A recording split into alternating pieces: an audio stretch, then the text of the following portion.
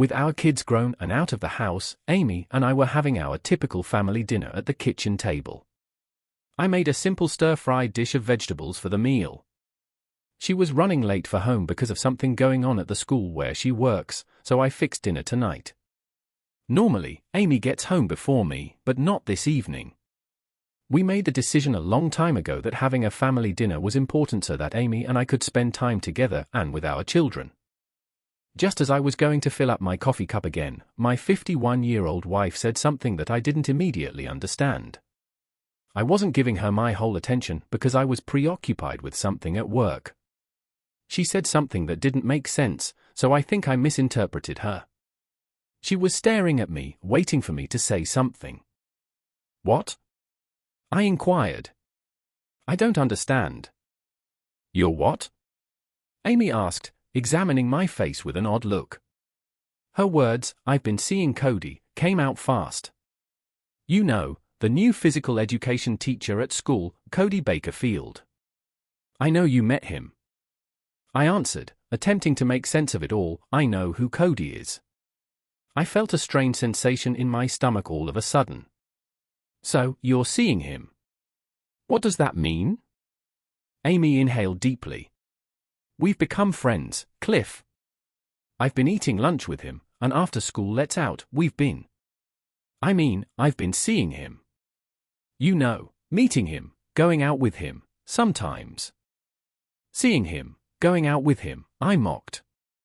"Christ, Amy, what are you telling me? You're having an affair." It was a jest, and I eagerly awaited her rejection of my bold statement.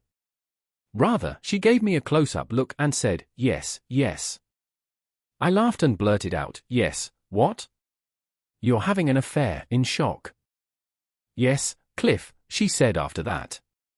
I opened my mouth to say, "This can't be true," but nothing came out.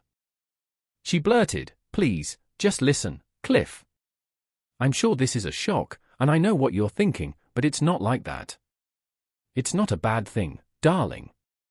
Really, it's not.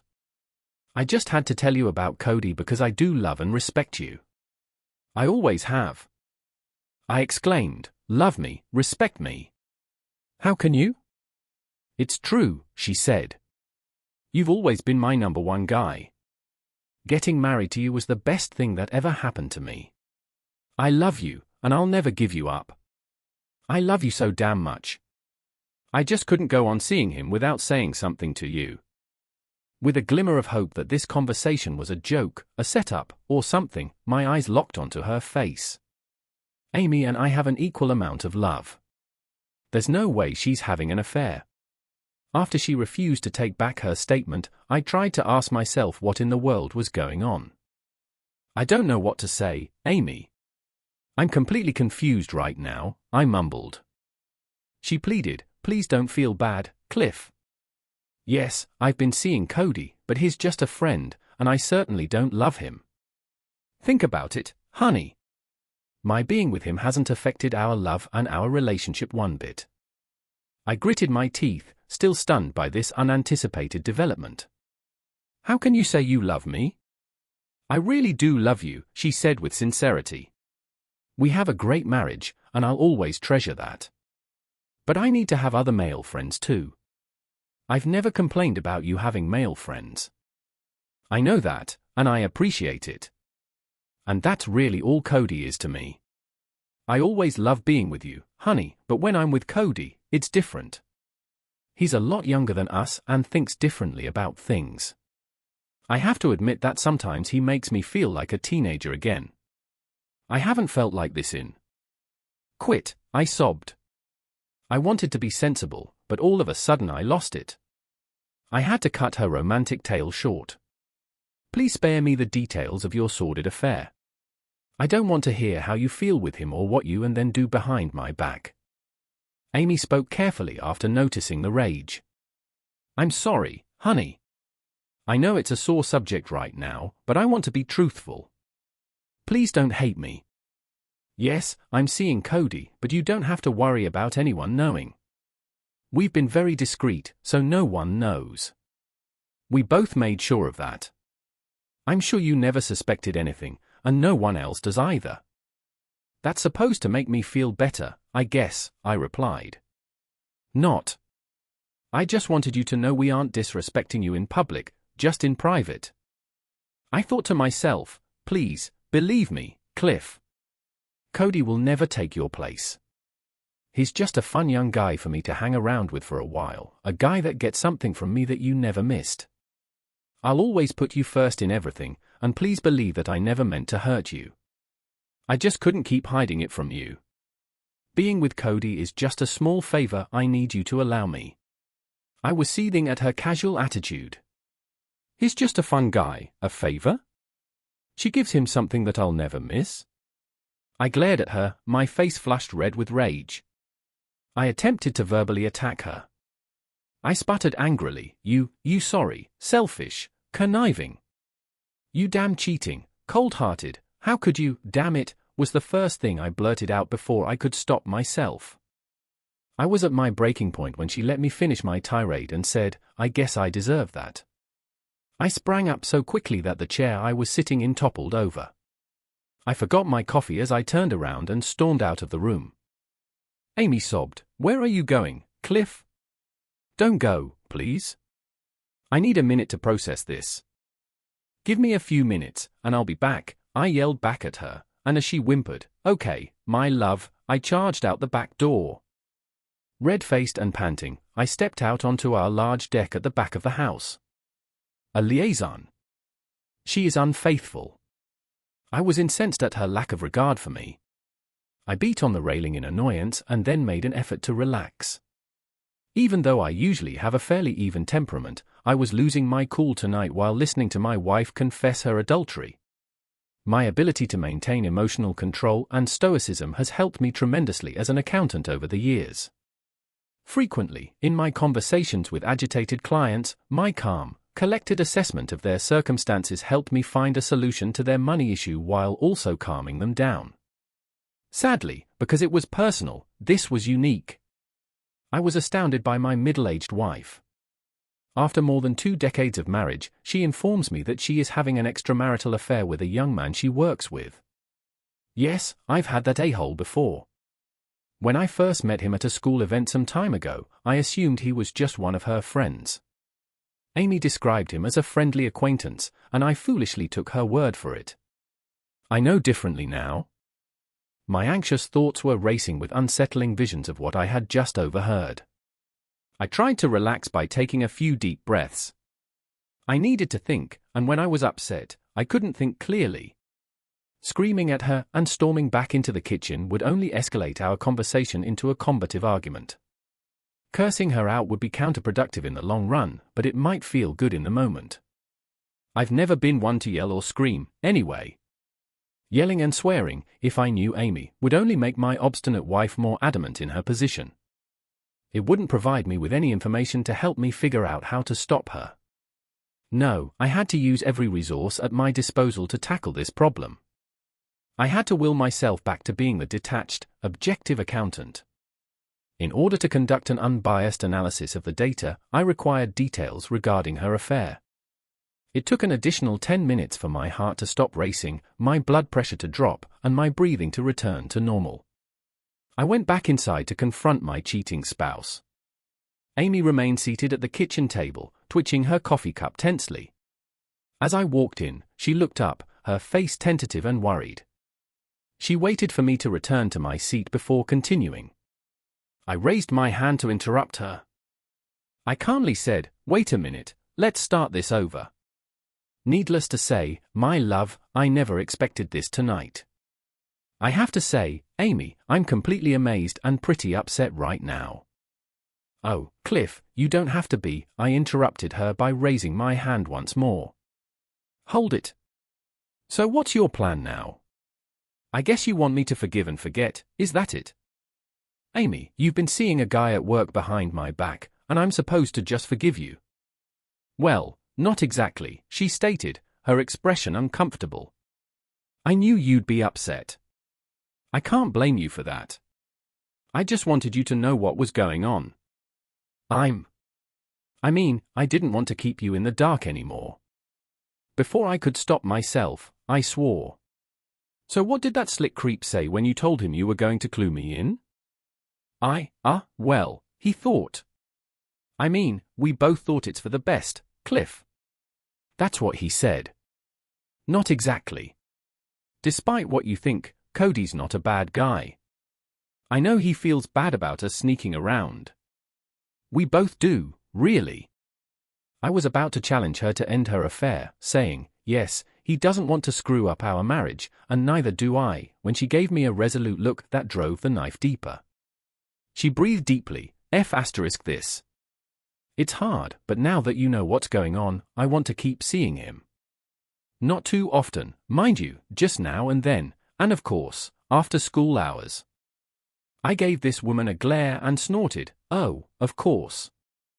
I think she was as stunned as I was. Neither of us said anything. We simply sat there and gazed at one another. Before my wife spoke, the atmosphere was extremely tense and she looked pained. I'm so sorry, honey. I know this is hard for you, but he's really a nice guy. We connected on some level and have a lot of fun together. I admit that I'm into him, but it won't affect us one bit. You've got to be kidding. No, I'm not. Me seeing him won't change anything between us. It hasn't yet, and I'm going to make sure it won't in the future. You probably don't agree, but he's been a good friend for me. It might not seem right to you now, but I think he's been good for our marriage too, really. You're insane. Just try to think logically, Cliff. Have you noticed how unhappy I've been lately?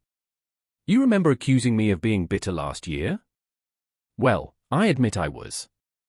We were arguing, our marriage was tense, and our love life was growing a little stale. We were in a rut. When I first started seeing him, what a great story. I guess he's a marriage counselor too, she dismissed my sarcasm. Since we became friends, Cody helped me straighten out my attitude. I appreciate it, and I know you do too. I guess we're more than just friends now. I don't need to see him often, just occasionally when you're busy. I know we can work this out, Cliff. I love you. I want to grow old with you and be with you forever. You have to know that. I was hearing things that were so unbelievable. It was a statement, so you're not ending the affair? You're asking me to accept that you're going to keep him? Of course, it will end, darling, eventually, she reassured me. We get along right now, but he's a lot younger than me. We're from different generations and we both have very different interests. Cody and I could never have the type of long-term committed relationship we have. At some point, our mutual feelings for each other will just fizzle out. Just not right now. You're really out of your mind. She gave me a nice boy's wrist pat and said, please, Cliff, you have to believe me. I promise you, nothing between us will change in the slightest. I'm still the same loving wife I've always been. We'll still carry on our loving relationship. I adore making love to you and always will. For the past few months, you haven't noticed anything different, have you? She was right, as much as I hated to say it. I had no idea why our relationship had recently taken on such a sexual undertone. We had a lot of sex when Amy and I first started dating. We remained just as loving over the years, but our love life slowed down significantly as the kids grew older and required us to fit into their hectic schedules. We never got our love life back to the frequency it was before they left for college. Still, I didn't think it was a big deal. I had assumed that most couples our age who were married did not rip up the sheets every night. But now that I knew this, I saw that Amy was right, we were back on course. Now that we were making love at least a few times a week, I couldn't hide my happiness. We had loved that same frequency when the kids were smaller.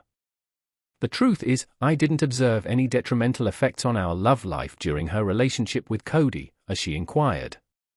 She spoke for me when I didn't respond, saying, of course not, with assurance. Despite seeing Cody from time to time, I made sure I was always there for you. You have to admit, we make love a lot for people our age. And I love it as much as you do. I'm here for you anytime you need me. We both love each other, I know that. When I'm with you, Cody never gets in the picture. He's only a tiny part of my life. We have a stable 20-year marriage, and I want to continue that. I asked incredulously, of course, I love you, but how can I stay married to a cheating 304 like you? It irritated her. Her empathetic expression hardened into a frown. I'm not a 304, she declared firmly, her lips tightening. I'm surprised you'd insult me like that. This is the first time I've ever cheated on you, and just so you know, I've never been with a man I didn't have feelings for. I asked, so you have feelings for him? That's just wonderful. How do I know you haven't just replaced me with a younger model, that you're just waiting to see how things work out with a hole, keeping me as a backup? Cliff, it's not like that at all, she pushed. You're my husband, and I do love you, honey. I'll never leave you. It's just that once in a while, I want to be with Cody. Not all the time, mind you, and not forever. Just until I get this weird urge out of my system. That's all I'm asking, just a little time to do something. You'll never have to worry about it. It won't affect us, just like it hasn't for the past few months. For several agonizing minutes, I sat there listening to my gullible and naive wife ramble on. Now that I knew she was cheating, I couldn't believe she thought our relationship wouldn't change. It had done so already. Disturbing pictures of what she and that bastard did each time she wasn't at home raced through my head. My mind eventually returned to reality, and I listened as she continued to defend her vile relationship. It'll be better for us in the long run, Cliff. I've been so much more relaxed and positive lately, and uninhibited in the bedroom. I mean, she chuckled, you must have noticed how much better sex has been. I haven't turned you down for sex once, and I don't plan to. I've also allowed you some extra things that you've wanted to do for years. Well, I'll let you do anything you want now since I've been with Cody. I've been able to express the sexual side of myself fully. No more hang-ups about oral or anything. You must have noticed, don't you feel that's true, Cliff? Once more, she was correct. I was annoyed when I realized this. Our sexual lives were quite traditional in the past. We did take pleasure in a few distinct roles and oral. I wasn't grumbling because Amy is a kind and giving partner. After we both got off, I was more than happy. However, I would be lying if I claimed to have overlooked Amy's transformation into a sexual force during the past few months. As she grew older, I assumed it was due to hormonal changes or the absence of the kids. Perhaps I would improve as a lover. I now realized that it was making her feel agitated toward that schoolboy who was a young man. It's funny how she believed the truth would thrill me, but it was a very gloomy truth. Marrying her always felt like a blessing. Amy was a gorgeous divorcee with 2 young kids when we first met. She was also 4 years older than me. She drew me in, and our relationship clicked right away. It was my first marriage and her second. Being in a relationship with a woman who was so charming and intelligent made me happy. I loved her and her children and never worried that they weren't mine, even though my colleagues used to make fun of me for having an older wife. Her first husband was a deadbeat father and a loser. Soon after she gave birth to their second child, he left. I took them in after our marriage and brought up her children as my own. Even though I wasn't their biological father, I was the only father they had ever known. I'm proud of both of them for becoming respectable young adults. She throws this at me now, 20 years into our happy marriage. Say something, Cliff, she pushed, examining my face. She got up from her seat, gave me a suggestive smirk, and walked over to me, swaying her hips in a way that usually made me feel attracted to her. I know you're upset, and you might feel hurt. I don't want you to. I want to help make this as easy as I can. I know you still care for me, and I know you have needs. Let me help you feel better, honey. You'll always be my number one. She started to sit on my lap, and I pushed her away, saying, please, don't worry about anything. I'm here for you. Let me know how to help you, baby. I'm sure we can think of something. She looked at me angrily but didn't press the issue. I suddenly got up and ran out of the room. She was completely unprepared for it, and before she could even say, wait, I was out the door and heading into the car. She was standing in the doorway, her hands covering her face, when I drove away. Before I did something I would later regret, I had to leave. It took me 10 minutes to realize that all I was doing was driving in circles. I considered going to a bar and getting shit-faced, the typical course of action for an irate and bitter spouse. I parked in front of the small neighborhood bar that was located on the next corner, went inside, and took a seat. Just to get my head straight, I ordered a beer. I made the decision to compile all the data tonight in case it would be useful for a future decision. I had a purpose when I drove back home later. When I came back in the door, Amy was talking on her cell phone. She looked surprised to see me and whispered urgently into her phone. When she saw me enter the room, she whispered, "I have to go," she whispered. "No, I can't. He's back. Bye." But from the tense look on her face, I suspected she was speaking to her boyfriend. It galled me, but I forced myself to remain calm and resolute. I needed to do what that smart bartender told me. I returned to my seat, the cold coffee cup was still there. Amy sat across from me with a serious look on her face. "Cliff," she started to say before I cut her off. "Hold it. Let me speak. I'm not sure I want to hear, but I think I have to know. How did your affair get started? I hope it will somehow help me deal with it." With a grim look, I asked her, "So, how long, Amy? How long have you been forsaking our wedding vows?" Amy let out a sigh. Right to the point, she must have thought. "Not too long," she admitted. "We've been friends for a while. It didn't turn physical until a few months ago." He let me know how his words made me feel special and how it helped me explore my sexual feelings. She let out a deep breath, as if telling me this story was a big load off her mind. "So, where do we go from here?" I asked. "You just admitted to lying and cheating on me for months. How do you think I feel? My cheating wife is being screwed by some young stud not much older than our kids, and I never knew a thing. You expect me to congratulate you for being so clever?" "No, not at all, Cliff." She reached across the table and held my hand. I tensed up but didn't pull away. No matter how devastated I was, I still loved her. "Please understand, I'm very ashamed for deceiving you," she said. "I hate the fact that I've let you down. I know you never knew about Cody because we've been very discreet about our relationship. I didn't want you to know about us. I was so ashamed of what I was doing and nervous you'd suspect something. The first few times I came home after meeting him, I felt terrible and vowed it would never happen again. Cody was very supportive of my situation. He never pressured me to continue, he left it up to me. He was happy to just see me occasionally. We both agreed that we didn't want to mess up my marriage. I guess that changed." She held my hand tighter and watched to see how I was taking this. "No matter how badly I behaved, I know I love you. Cody's a good guy, and he'll be a great catch for a lucky girl someday, but he can never take your place. I told him all the time that we'd never be more than friends with benefits, and he agreed with that. He said he was very fond of me but felt the same way, as long as we didn't raise any suspicions at school. I knew I could probably go on having sex with him, and no one would know. However, completely avoiding him when our co-workers knew we were friends would raise questions I didn't want to answer, so we still had lunch once in a while to appear normal. Heidi and other teachers even joined us sometimes at lunch. I know they never suspected anything. "I'm sure you were one clever cheater," I spat out, losing my cool for a moment. Amy flashed me a sad look and nodded her head.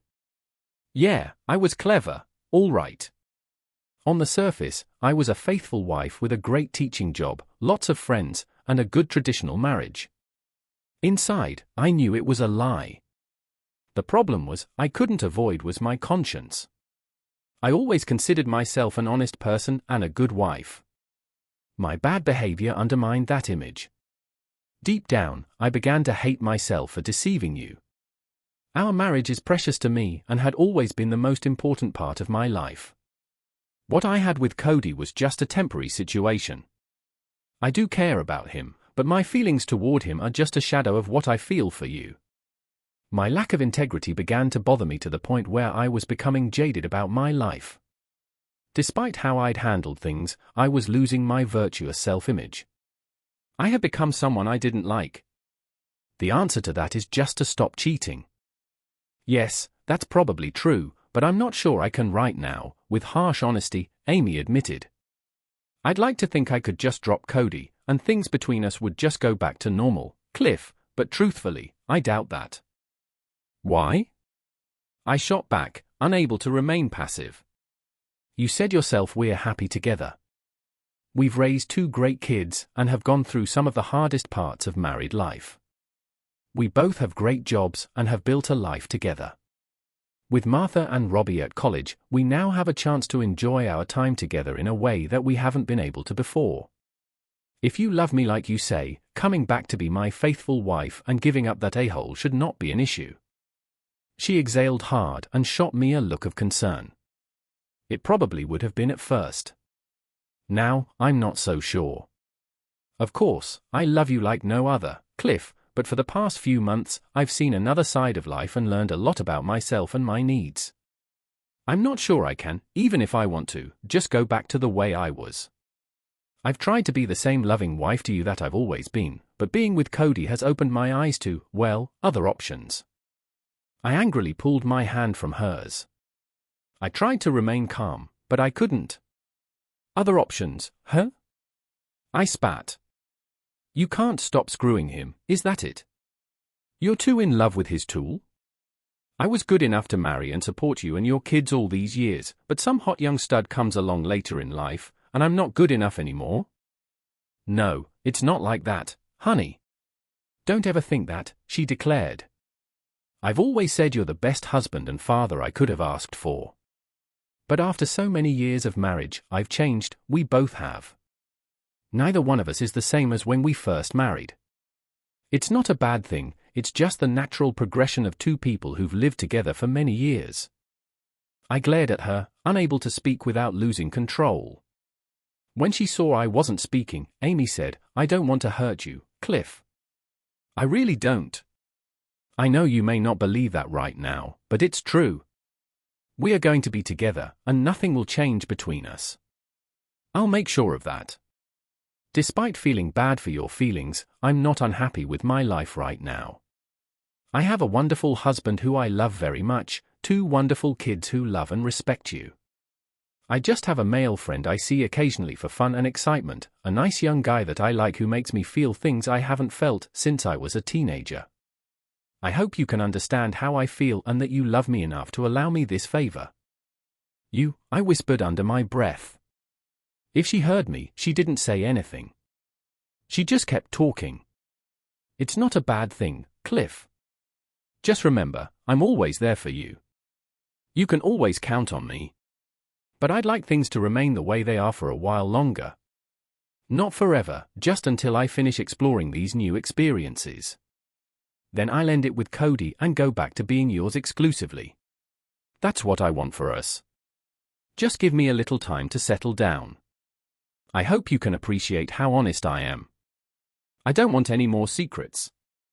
If you allow me this liberty, I promise I'll make it up to you. You'll never want for anything, darling. I'll always be a good wife. No one will ever know about the tiny bit of time I spend away from you.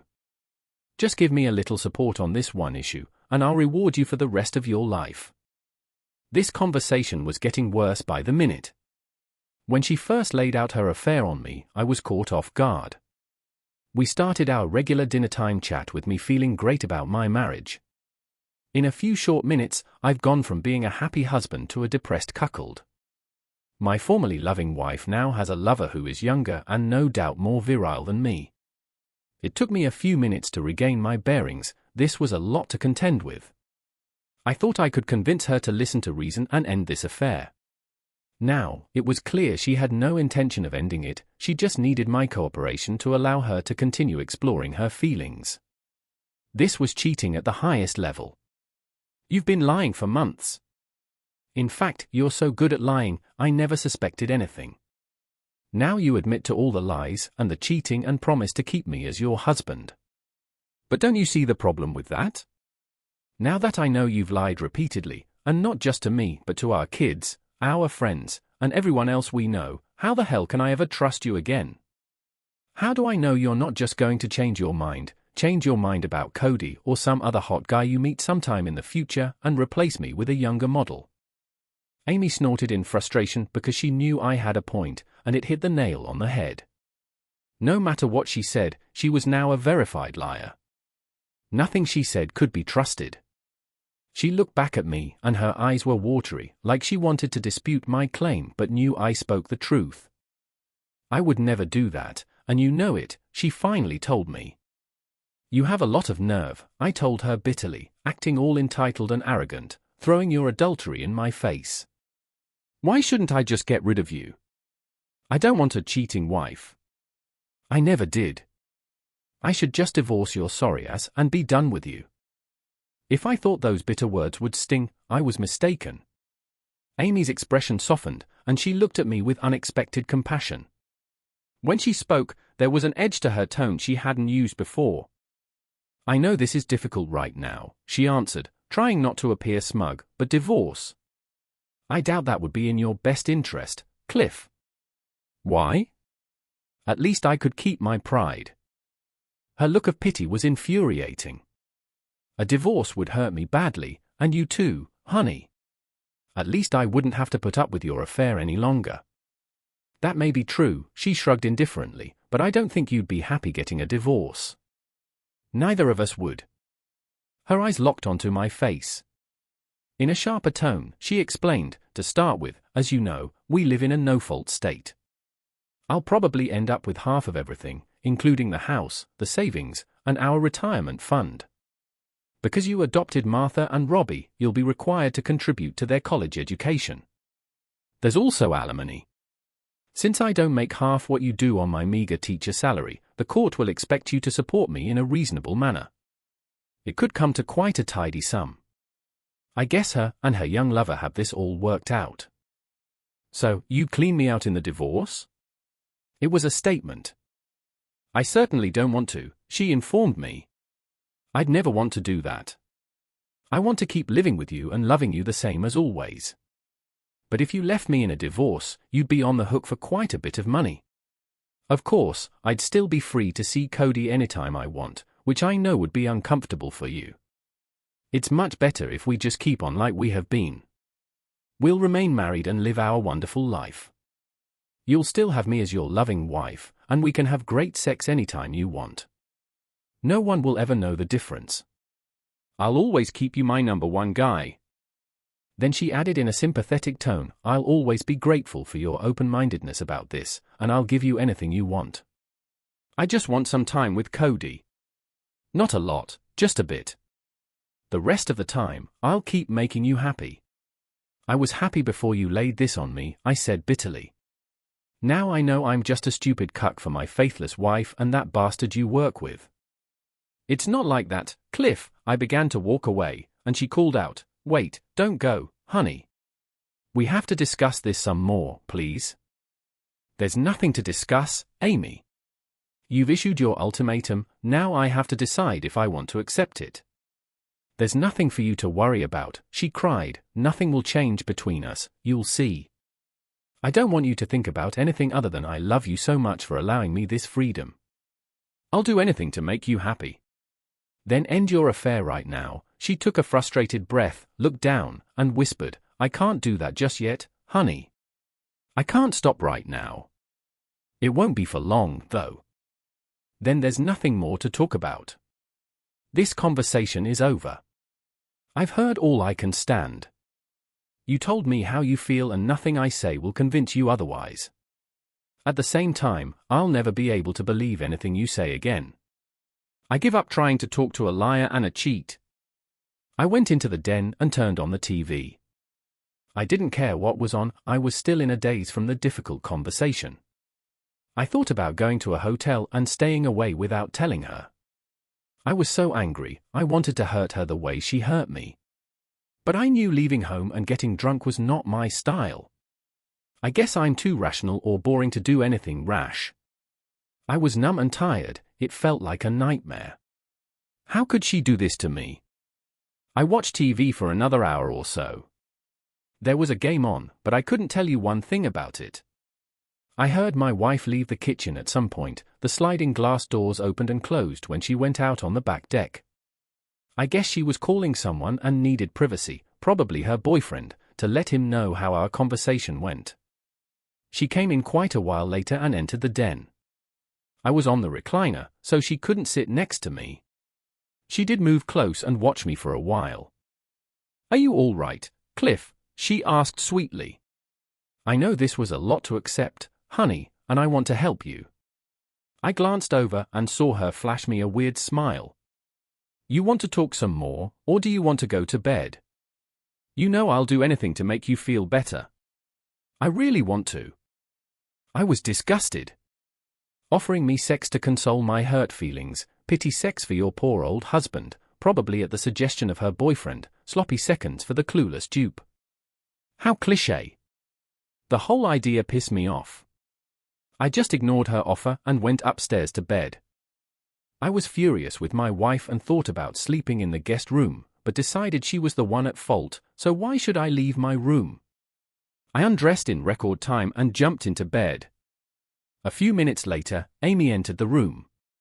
She saw I was already under the covers, so she went to our private bathroom and changed into a sexy nightgown she knew I liked. She turned off the light, slid under the covers without a word, and began sliding toward me. I now knew she was a cheater and had no intention of putting my dick into her well-used hole. I turned on my side away from her and hoped she'd get the message. Instead, she moved closer, tried to spoon me, and reached for my chest to turn me to her side. I pushed her hand away. "Like to fool around, honey," she whispered softly. Suddenly, an image appeared in my head. It was a revolting image of my slender 51-year-old wife on Cody's bed. She was lying on her back, getting vigorously screwed. I imagined her grabbing him and smiling at him as he took what was exclusively mine. Without moving, I pulled her hand off me and said, "Never again." "But, honey, I know you're upset." "I just wanted to." I flipped over and glared at her. She was startled by my angry expression and drew back from me. Even in the dark, I'm sure she could sense my bitterness. "Of course, I'm upset." "Damn it," I spit out. "I just found out I've been a cuck for months. If you need sex so bad, go call Cody. I'm sure your young stud can take care of your hungry, cheating holes." Amy was flabbergasted. I don't think she expected me to reject her like this. I glared at her for a few moments, then spun back on my side, facing the wall. Amy didn't say a word and didn't bother me anymore. I had a lot of trouble getting to sleep, and I know she did too. The next morning, I was up before the alarm went off. I barely slept and was still bitter as hell at the conversation last night. Amy was in bed, but she wasn't asleep. I took a quick shower, and when I came out, she'd already left the bedroom. Amy had to be at the school an hour before I did. I've always been an early riser, even though I didn't have to go in early. I was usually up before her and sometimes even fixed breakfast. Not anymore, that was before I knew she was screwing that a-hole. I dressed and cleaned up in record time. When I left the room, I saw her downstairs fixing breakfast in the kitchen for a change. "Good morning, Cliff," she called out sweetly.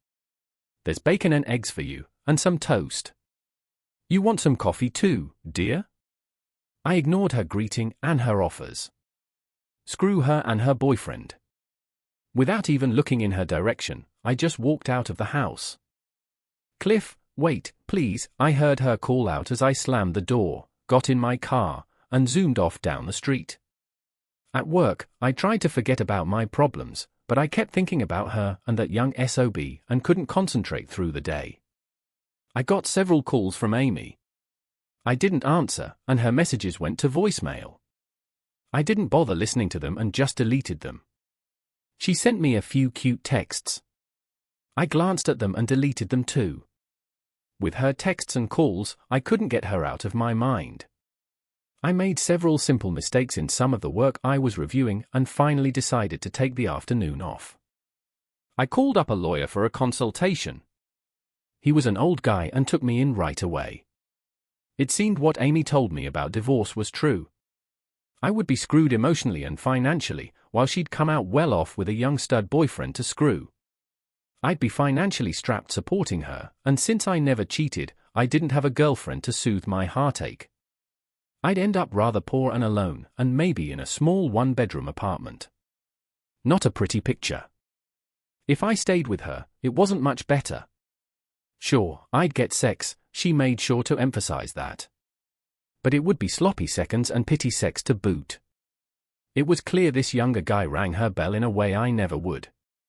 At 47 years old, there was no way I could compete in bed with a good-looking, athletic 30-year-old, or however old he is. This also meant that if I stayed in the marriage and ignored her cheating, to the court it meant I was sanctioning her affair. They'd assume I was okay with a cheating wife, and I could never claim adultery in a divorce proceeding. Even more daunting was trying to fight fire with fire, basically remain married and have my own competing affair. In a relationship contest with my wife, I'd lose every time. There are plenty of guys who want to have sex with her, even guys as young as her kids. Cody was proof of that. At 51 years old, Amy's still fairly attractive with short dark hair, a trim body, and a pleasant personality. I'm an average-looking older guy with a slightly receding hairline and holding a little too much weight. I have a good job and I'm okay looking for a 47-year-old, but I don't know how many women want an older, middle-class, married boyfriend. Not many, I guess. The contrast between our dating prospects was depressing. She was still hot, and I was not. After a frustrating day in the office, I went to the bar for dinner. I stayed away as late as I could. Unfortunately, I never got into the bar scene, and it was boring being by myself. I wanted to be home with my wife, sipping a beer and snuggling by the TV, not drowning my sorrows alone in a bar, gulping alcohol, surrounded by a bunch of lonely guys like me. When I got home, Amy was already in bed. It wasn't that late, but I guess she just gave up on me getting home. Not that I cared. Scared, I woke up early after another difficult sleep. I left the house at dawn and went to Denny's for breakfast. I drove around and did some window shopping, basically wasting as much time as I could. Then I went back home, wondering if my cheating wife was there or out screwing that young bastard at his apartment. It turned out she was home. She must have heard my car pull up because when I got to the door, she opened it and welcomed me with a smile. When she tried to kiss me, I turned my head so she hit my cheek. She looked surprised when I pulled away from her embrace and moved past her. I went into the den for a while to keep away from her. Later, when I came out, I found her in the kitchen. I went in to get a beer, then I went to the living room and turned on the TV. She showed up a few minutes later with a glass of wine. "Mind if I join you?" Amy asked pleasantly. I noticed she had changed. She was now wearing a thin tank top that fit tight and left her arms and shoulders bare. She also was wearing a pair of tight, skimpy shorts. I couldn't miss the scent of her spicy perfume. "Suit yourself," I said. I was sitting on the sofa. This time, I moved to the side, giving her the rest of the sofa. She made it a point to sit right next to me during the TV show. Amy grew more amorous. I knew the wine had her a little high, maybe even a little horny. She certainly wasn't drunk. When her head moved close to my neck, I picked that exact moment to say, "I need to use the bathroom, Amy." I politely moved her back, got up, and walked away. As I left the room, I saw her look at me funny because I almost never failed to respond to her advances. I finished up in the bathroom, but instead of going back to the living room, I went into the kitchen. "You coming back?" she asked. "This show is getting good." "Not right now," I replied. I purposely stayed in the kitchen for a while. When I thought it was long enough, I left the kitchen with a beer and went straight into the den, shutting the door behind me. As expected, Amy opened the door a few minutes later. "What are you doing?" she asked with a smile. "Just some stuff I need to get caught up on." You don't want to watch the show? Better not. Oh, okay, she said. She was still standing there as I kept my attention on the computer. When I didn't look at her, I could almost sense her frustration. I knew she was puzzled. After such a nice dinner, I'm sure she hoped there'd be a thawing in the atmosphere. A minute or so later, I felt her hands on my shoulders. What are you looking at now? She asked, glancing at the computer screen and pretending to show interest. I had pulled up some paperwork from an account I was working on. It was a complicated financial spreadsheet, so I knew she wouldn't know what it was. I got kind of busy on Friday and didn't finish this, I told her. I didn't think you'd mind if I missed the show. Oh, of course not. I shivered when she began rubbing my neck. She knew I liked having my head and neck rubbed, and she made the massage as suggestive as she could. Her hands were moving around my neck, scratching my head a bit. I could smell the alcohol on her breath when she leaned down and kissed my head lovingly. I just ignored her. It took 10 more minutes for her to get the hint that I wasn't interested. Finally, she just walked away and went back to the living room. Could you shut the door, please? Okay, she said as she pulled it closed behind her. I breathed a sigh of relief.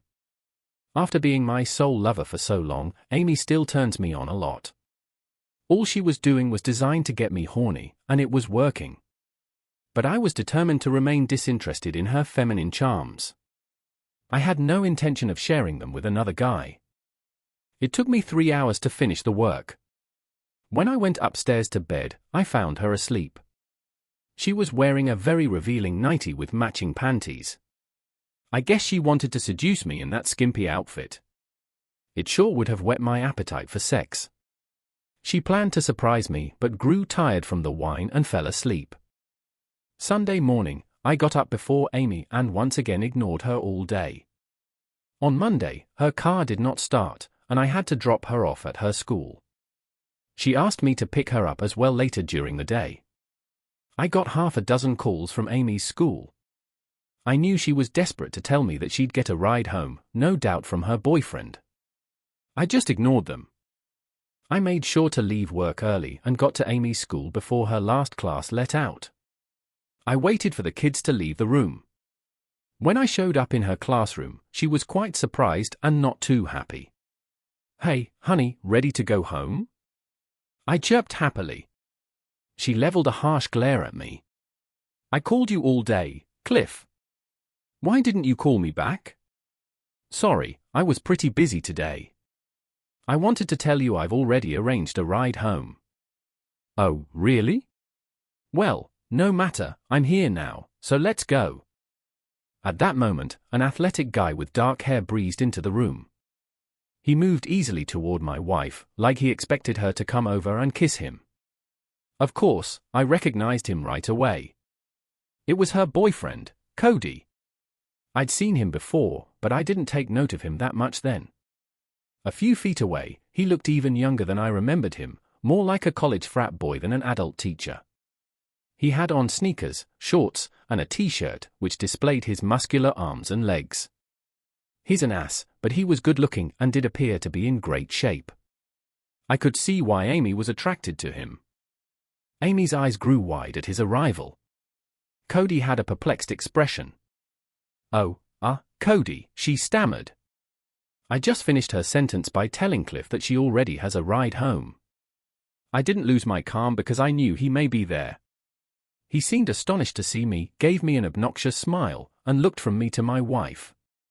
"Hello," he said, holding out his hand, "I'm Cody Bakerfield." I brushed it off and answered calmly. "Yes, I am aware of the person attempting to defuse the situation," Amy squeaked. "Cody, Cliff is my spouse, I believe you got to know him when." The young man's bewildered look somewhat softened upon remembering me. "Oh, you're correct, Cliff Wilson.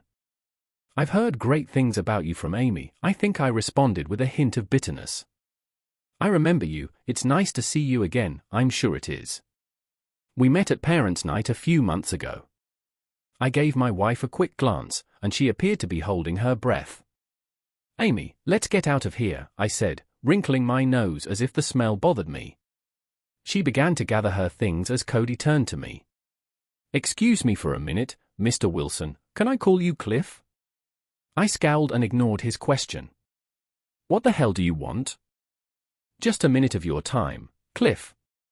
I know there's some tension between us. I guess it's understandable, but there doesn't need to be. I know Amy let you know about our friendship, so I just wanted to make it clear that I have no animosity toward you and I do respect the strong, loving relationship you have with your wife." "Is that why you're screwing her?" I asked across the room. I heard my wife inhale sharply with concern. Cody nodded sympathetically. "Yes, it's true. Amy and I are good friends, and we have expressed our friendship intimately. But that doesn't mean we don't respect you and your place in our life. On top of that, neither of us wants to do anything to damage your marriage or your family. We can only be friends and no more than that. She's always said she loves you and only you." This is one slick-talking a-hole, I thought. Cody continued his speech with a smile. "I hope you won't resent my friendship with Amy. She has been a wonderful influence on everyone around her, including me. Once we got caught up in our relationship, we realized we should have come to you before we became intimate. That was all my fault. She was totally proper in her behavior, and it was me that took things further than I should have." "So you admit you seduced her in a way?" "Yes, she's a lovely woman, and I admit to being a little infatuated as a result of my lack of self-control. I apologize for my unprofessional behavior, but please know that I never meant any harm to you. In fact, I appreciate you allowing her to teach here so she can serve as an example for the children. Her friendship has meant a great deal to me, and I will cherish it for the rest of my life." I didn't know what to say. I glanced away from this idiot's face to my wife and saw her watching his performance with apt attention. Her eyes were sparkling as if impressed with her young lover's respectful viewpoint. "So, if I asked you to quit screwing her, what would you say?" He shrugged and said, "I understand your concerns. I probably would feel the same as you, but as far as ending our friendship, I'd have to leave that decision up to her. Amy is a passionate, very intellectual lady. I will honor her wishes if she doesn't want to see me again, but if she does, I'm not sure how I can say no to her. I couldn't help but be attracted to this guy. I hated his reasonableness, but also found him to be so honest that, whether I liked it or not, he would continue to screw my wife. I turned to find Amy and we were exchanging glances. I detested the adoration on her face. She was as old as his mother, but in his presence, she was just a teenage girl with a crush on her teacher. Regardless of Amy's past feelings for me, I knew that I wasn't in the same category as her new hot boyfriend. I was totally deflated by his glib speech. I felt like a deluded old fool, so I pushed past him and headed out the door without looking back. I heard my wife and Cody exchange a few quiet words before she trotted out after me. I suppose I could have taken a swing at him and maybe even connected a couple of times, but he was in great shape and probably could have kicked my ass with no problem in a fight. "Cliff, get up, honey," she called out to me from behind. I heard her high heels clicking on the hard floor, and I ran back to my car as quickly as I could. The entire conversation made me feel weak and emasculated, and it was clear how much Amy thought of him. I detested him for seducing my foolish wife, even though at the time I was probably more upset with her than I was with him. Amy rode home in silence. She gave me a few encouraging words, but for the most part she just sat there, gazing out the window while probably reflecting on the peculiar scene in her classroom. I'm not sure what she thought of her boyfriend at the time. She was probably even more impressed. I'm aware that I made a big mistake by coming across as hesitant, confused, and weak while he talked carkily about how much he admires my wife and how much he respects me. After we got home, I felt like I was 67 instead of 47 as I trudged upstairs to my bedroom. Amy saw that I was depressed and made an ineffective attempt to cheer me up. To help me sleep, she even recommended giving me a back rub and possibly more. I was not at all interested in having her touch me. With a melancholic grin, she changed into her pajamas and lay in bed beside me. I shifted my clothes into the guest room the following evening. That greatly disappointed Amy, who pleaded with me to stay.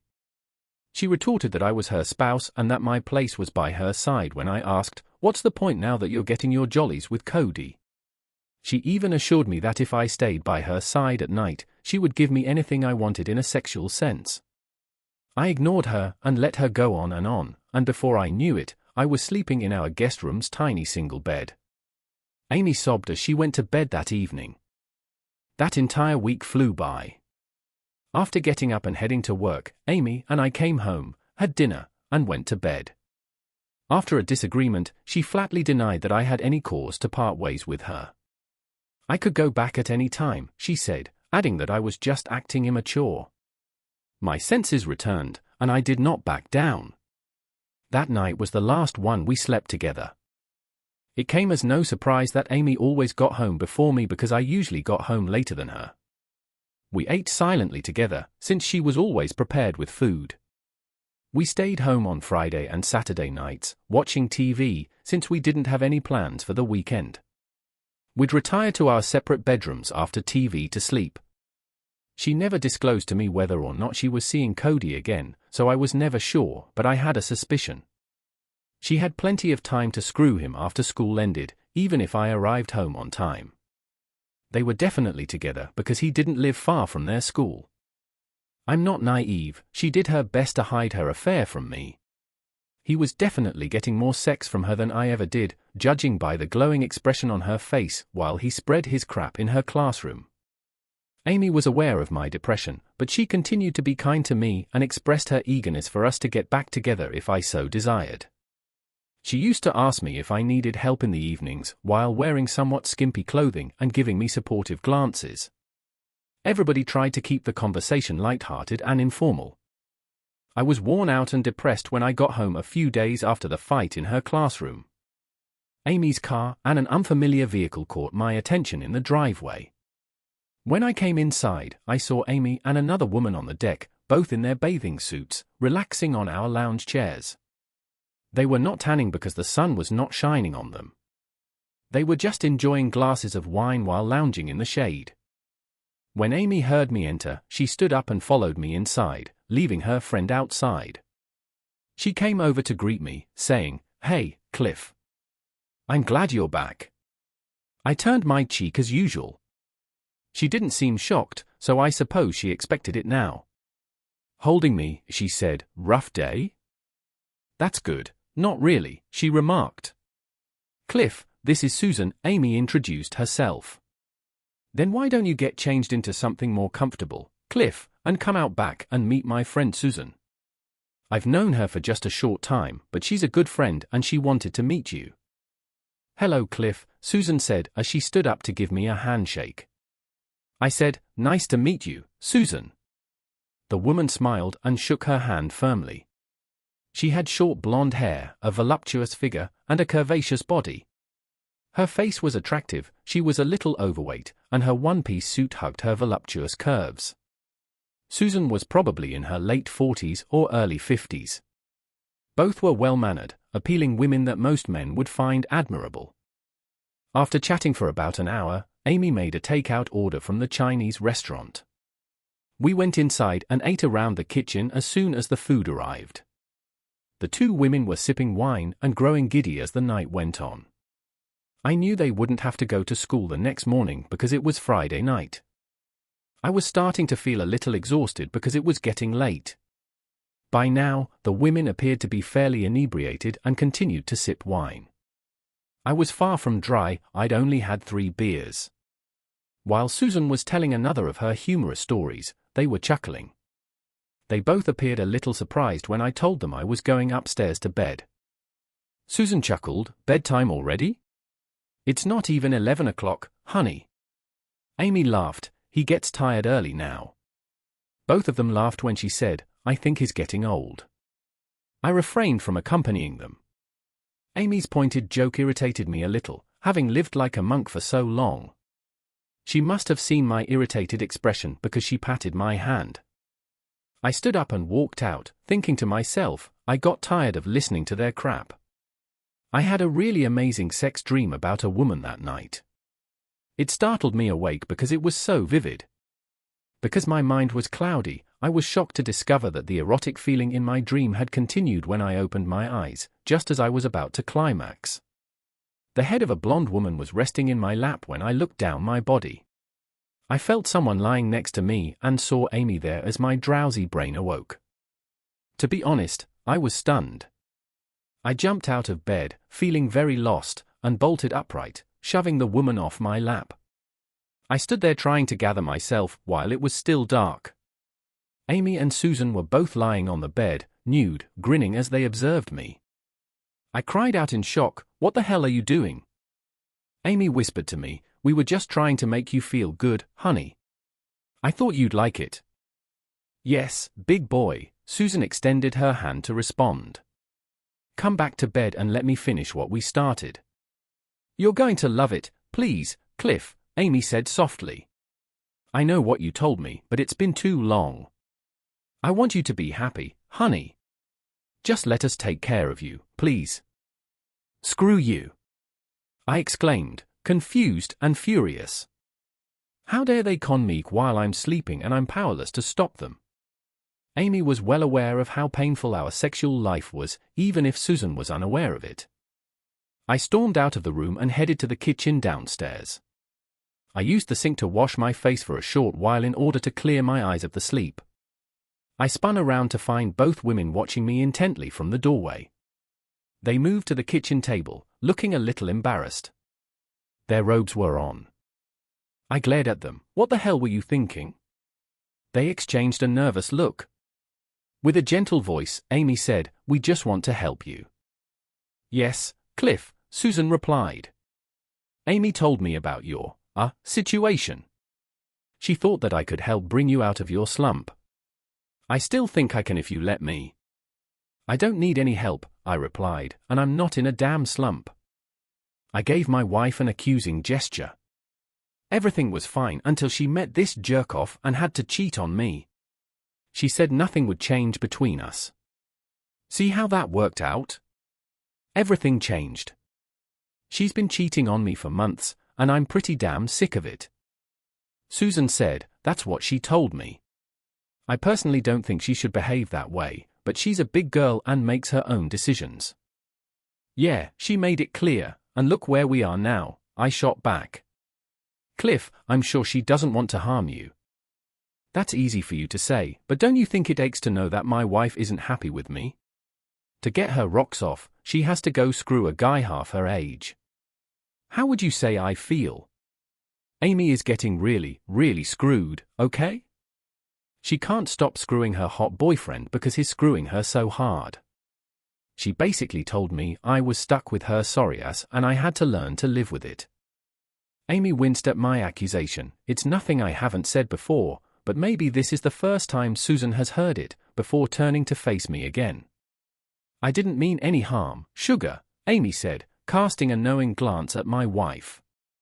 "We reasoned that you could try the two of us. I figured you would like it. Most men, I believe, would. I'm not like most men. I'm tired of her cheating," I yelled at her. "I detest dishonest people. She is aware of that. She should stop her sleazy affair, but instead she wants me to cheat too. When I refuse, you two try to make me cheat while I'm asleep. Even for a 304 like you, that's a low blow, Amy," Susan said with a hint of guilt, and Amy's eyes dropped to the ground. My wife said, "I just want to make you happy," her voice beginning to falter. "I didn't think, I thought you might like to have both of us. Susan's a hot woman, even though I know you don't want me. She requested to spend tonight with us. I believed it would be enjoyable." "Well, forget about it. What do you intend to do, drug me and send me into a trance where I'm insane?" I yelled. "Cliff, hurry up. We didn't really do anything wrong." "Oh, I see. All right, here's an idea. Would you two please invite Cody over? That arrogant bastard will undoubtedly seize the opportunity to fool a few 304s like you. How about I give some sick guys I know a few calls, since you seem to be so into screwing? It's okay to screw around with gangbangs. Isn't that fantastic?" Amy snapped, "Please, stop it, Cliff. I understand. All right, we made a mistake. There's no need to lose your mind and be so rude. So I'm the insane one now? You two make me sick, so I'm leaving the room after saying, well, I'm out of here. Going to a hotel was an option, but I was not going to let my dumb wife drive me from my own house, so I locked the door, moved the chair in front of it, and made sure I could hear them coming so I could defend myself if they tried to break in. When I finally realized that I could take no more, I went to see my lawyer during lunch the following day and told him to proceed with the divorce, explaining that my wife and her friend had planned to set me up for a sleep attack. He suggested we get a restraining order to get my wife out of the house and keep her away, and I agreed. He explained that she was trying to put me in a position where I would be morally superior to her. 2 days later, Amy was served lunch at her school. The server walked straight into the teacher's break room and served her in front of her friends. Then he served Cody, the a-hole, for alienation of affection. Finally, he served him for allowing Amy and Cody to have an affair on school property while it was in session. We didn't have any documentation for that last charge, but we were going to gather witnesses regarding the exercise class and hope that Amy had not mentioned it. I was certain that some of the teachers had suspected that Cody and my wife were having an affair. Tom would reveal it. In any case, it was a fact that they were cheating, and I was suffering as a result. Just after lunch, I got a call at work that said, "Damn you, Cliff," Amy yelled at me, "you stupid fool. I informed you of the consequences of a divorce. Living with a molester and cheater can't be worse. You and your douche of a boyfriend have got to go. You two can burn in hell." She responded, "You've made it clear dozens of times, so I understand why you're upset with me. But did your retaliation need to involve Cody? He's a decent man. It will hurt his career to have this charge on his record. Hard. That's something he ought to have considered before deciding to screw a coworker. He deserves all of this because he is equally as much of a sleazebag as you are. By the way, you are free to leave as well as to stop bringing any of your 304s to the house. The restraining order I obtained against you is available for you to read. You must stay clear of me. In order to prevent you from forcing me, I've also changed the locks. Bring your 304 girlfriends over." You're insane. That was not at all how it was. Most guys would have leaped at the chance to have 2 gorgeous women in bed, but not you, she yelled. I suppose that for a wimp like you, 2 sexually provocative women is too much. Susan was correct, you are a really flawed individual. Does your friend Susan happen to be married? If that's the case, I want to speak with her husband and tell him what kind of 304 he's got married to. It's over with you, no more. Come get your stuff from the driveway before it rains and ruins them, I chuckled. Tell my attorney anything more you would like to discuss. That evening, Amy stopped by to pick up her clothes, and I watched her walk in the house with her friend Heidi. She gave me the finger and swore a few times, but I just laughed and felt relieved that she was finally leaving the house and that her crazy ways were no longer bothering me. The children called me a few times. Robbie was more understanding. He understood that his mother had made a mistake. I was grateful that he didn't blame me for kicking her out. Martha was a little upset with me. She found out what her mother had done and didn't approve of it. She asked me if I could ever forgive her and take her back. I told her a simple no. Our relationship is still good. My lawsuit against the school board never materialized. Amy was fired as well. She was very resentful of the situation and yelled at me on a few phone calls that her problems at work were all my fault. She applied to a school outside the area, but they had discovered her affair and refused to hire her. Amy was truthful that she never had sex on school grounds. She and her boyfriend only cheated at his apartment or some other place, never at the school. In fact, we had trouble finding anyone who knew they were having an affair. Therefore, Amy was right that they had kept their cheating a secret. It took a long time to finalize the divorce. Neither Amy nor I could afford to keep our house, so we had to sell it. I may have been able to keep it, but it was too big for me. Amy took very little of our house with her when she moved out, so I moved into a 2-bedroom apartment close to my place of employment and temporarily stored most of our furniture. You might wonder why it took me so long to file for divorce, but let me explain. During the months I lived with her, I gradually closed our joint accounts. She was unaware of this because she was preoccupied with her affair. Following the divorce, I didn't date much because I was gunshotting women and had limited funds due to Amy's alimony and the kids' school expenses. I couldn't keep anything from Amy's attorney, but once I was living alone, I cut back on spending and my finances started to improve.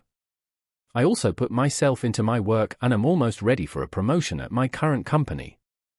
I don't know how it will work out, but even without a stable relationship, I enjoy meeting women and hope to find some female companionship. I met a few nice ladies from worried friends. I'm a little hesitant about my ability to handle a long-term relationship after the mess with my wife. I didn't feel comfortable jumping right back into the dating scene. I was out on a Friday night with a pretty woman I met at work. Her name is Stacy, and she's in her late 30s, recently divorced, fun-loving, and attractive. It was our third date, and we were dining at a nice restaurant across town. As we were finishing our coffee and dessert, I noticed an older woman who looked familiar. I looked at the woman and realized she was my ex-wife, Amy. I told my date that my ex was nearby, and she looked shocked. She was painfully thin, with short blonde hair, and she was having dinner with a much older man. He looked frail-looking, and what hair he had left was grey. He looked to be in his 70s. "Is that woman your former spouse?" "She looks more like your mother than your wife," she questioned, laughing. I was a little worried. How thin she was, almost too thin. I explained that she must be having a difficult life after we broke up. She was a few years older than me, 40 to be exact.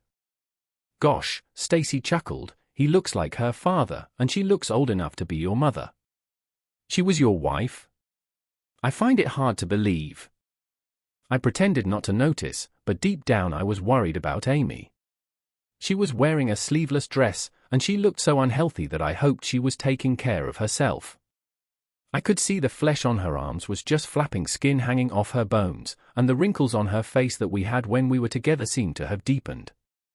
After our wonderful dinner, we moved to the front of the restaurant, where Stacy needed to use the restroom, so I waited by the door for her. Suddenly, I felt a tap on my shoulder.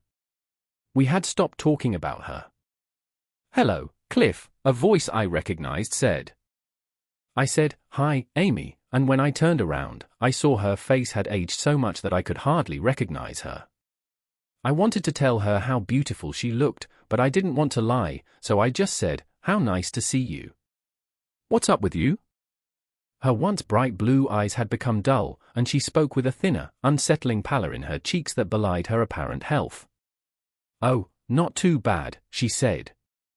"I speak to Martha and Robbie sometimes," she responded. "They seem to be doing well in school." "That's good to hear." "Yes, Martha does make an occasional visit. Robbie not so much." For a minute, we just kept staring at one another. "Well, Amy, I don't want to keep you from your date," she said incoherently. "He's not really my date." "Oh, so you're still dating Cody?"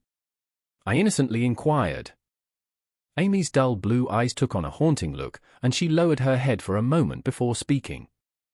Her raspy voice replied, "No, Cody and I aren't together anymore. I haven't seen him since a few months after our divorce." She gave me a quick glance before quietly saying, "But that's okay. In any case, I don't want to see him." "Sorry to hear that." It was awkward, and I wanted to cut the conversation short before Stacy came back. "Yeah," I said. "Well, it was nice to see you again, Amy." "Yes, it is," she said, maintaining eye contact with me as her slender fingers unexpectedly took hold of my arm. "You know, Cliff, I'm really sorry how things turned out between us. You know, you were correct." "I was right?" "Yes, concerning all things. You didn't need Cody." "I am aware of that now," she said tearfully, her eyes moist. "Are you married?" "I saw your date, and she's very attractive." "I'm not married, no." I meant it as a joke, but she didn't laugh, instead staring at me with sad eyes. "Yeah, I hear that, honey. You know what they say, once bitten, twice shy.